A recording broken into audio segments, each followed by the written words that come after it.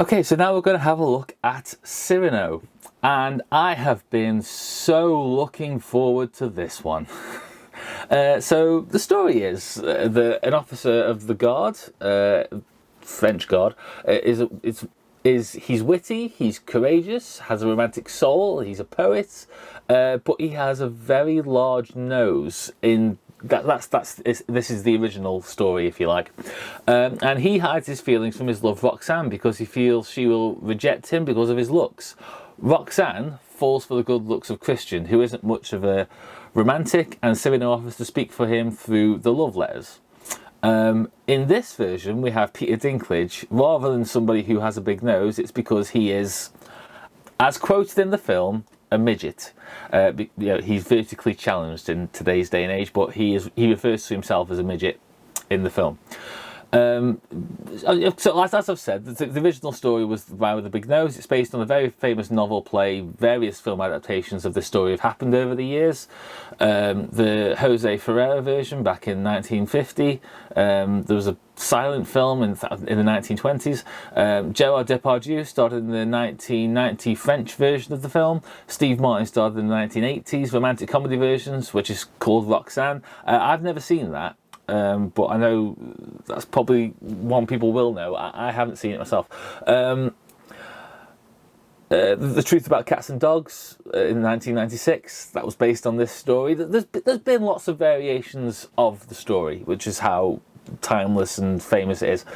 And here and now, we have Peter Dinklage, as I've said, starring in this musical version of the story, and it's the perfect vehicle for him, really, isn't it? As I've said, a man who isn't...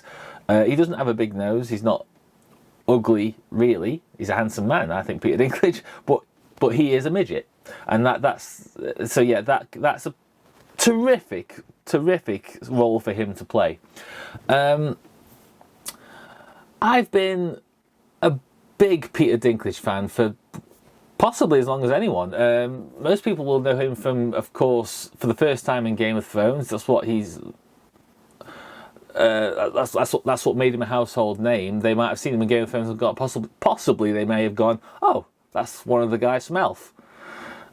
Okay, but before all of that, his career started way back in the 90s in bit parts. He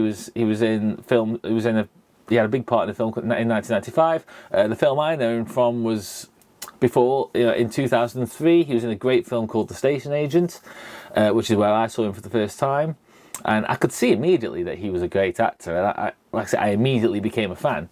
A couple of years later, he was in a great TV show called Life as We Know It, which was cancelled after one season. But again, he turned in a spotlight-stealing performance as the psychiatrist.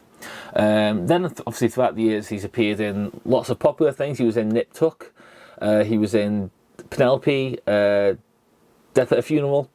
But basically, Game of Thrones may have made him a household name, but he has much more broader history than people may be aware of.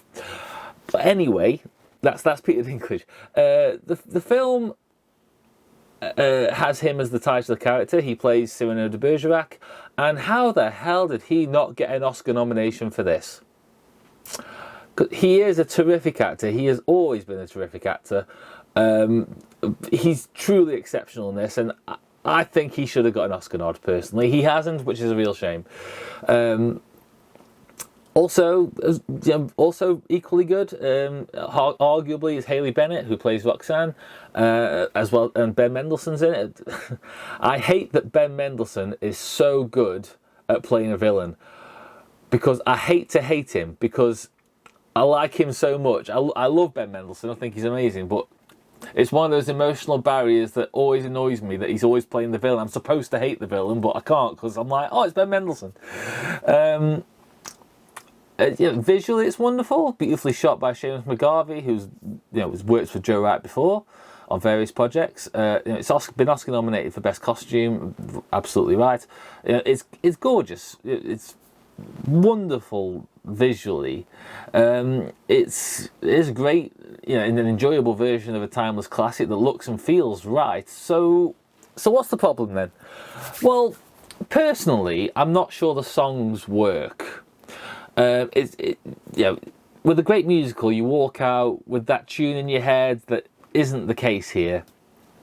I will likely think back at this in a few years' time and possibly maybe pick up a DVD case and go, it'll say on it a wonderful musical or something like that, and I'll go, oh, was it a musical? Oh, of course, yeah, of course it was. Yeah, I won't remember it being a musical when I think back on it. And that's ultimately a real problem with it, because certain musicals, I'm not saying all of them, but certain musicals, they have a sort of stagey kind of feel to them. So sometimes that's okay, sometimes they blend in nicely. This sort of version of the recent version of West Side Story is that, whereas the original West Side Story was very, very stagey, I felt. And that's kind of its problem. It doesn't feel... It constantly took me out of the story because it felt that way. The scene, that stood out for me was the scene in the theatre, which was fairly early on. It was exceptionally well done. It's where we first meet Cyrano. It's very well written, performed and directed, and possibly owes a lot to Eminem's 8 Mile, which a comparison which sounds odd, but I think you might agree when you see it. It got the film going, made its point, and because it's one of the first scenes and you really enjoy it, you want that scene to outdo the next one and outdo the next one and keep going throughout the film, but it never does. It's easily the best scene, and the rest of the scenes that follow it don't live up to it, which is a real shame. But it is worth seeing. It's worth enjoying. It's a good, timeless, romantic tale. It's not perfect.